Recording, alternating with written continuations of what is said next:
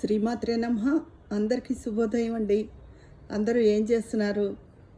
అయితే ఈరోజు ఒక ముఖ్యమైన మాట చెప్తున్నానండి. కాలం విలువ ఎప్పుడు మనం దాన్ని కొలవలేం, అంత విలువైంది కాలం. ఒక్క క్షణం మనకి చేజారినా అది తిరిగి రాదు. ఏదైనా మనం పని చెయ్యాలి అనుకుంటే దాన్ని తక్షణమే అమలు చెయ్యాలి.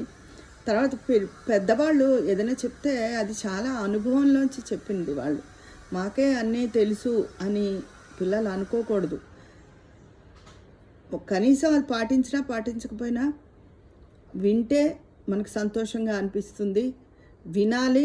రేపొద్దున వాళ్ళకు కూడా అనుభవం అయ్యి ఏదైనా బాధపడితే ఆ రోజు వినలేదే అని బాధపడతారు. అప్పుడు మనకు కూడా బాధ కలుగుతుంది, వాళ్ళు విన్నా వినకపోయినా.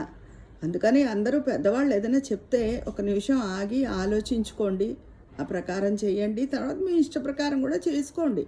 కానీ పెద్ద వాళ్ళ మాటకి కొంచెం విలువ ఇచ్చి ఆలోచించుకుంటే మీకే భవిష్యత్తు బాగుంటుంది.